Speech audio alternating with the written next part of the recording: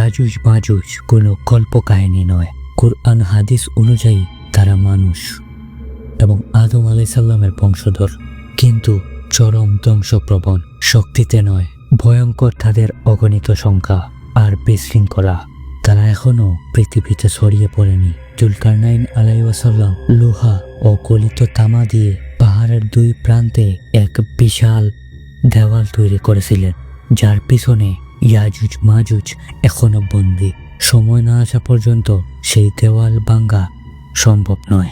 হাদিস অনুযায়ী ঈসা আলাইহিস সালাম দুনিয়ায় আসার পর এবং দাজ্জালের মৃত্যুর পরে কিয়ামতের খুব কাছাকাছি সময়ে তারা বের হবে।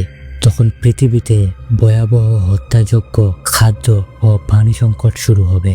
মানুষ এতটাই অসহায় হয়ে পড়বে যে ঈসা আলাইহিস সালাম ও মুমিনরা পাহাড়ে আশ্রয় নেবেন। শেষ পর্যন্ত মানুষ বা অস্ত্র নয়, আল্লাহ নিজেই এক বিশেষ মহামারীর মাধ্যমে ইয়াজুজ মাজুজকে ধ্বংস করবেন। এই ঘটনা আমাদের শিখায়, আল্লাহ চাইলেই ভয়ঙ্কর শক্তি মুহূর্তের মধ্যেই শেষ হয়ে যায়।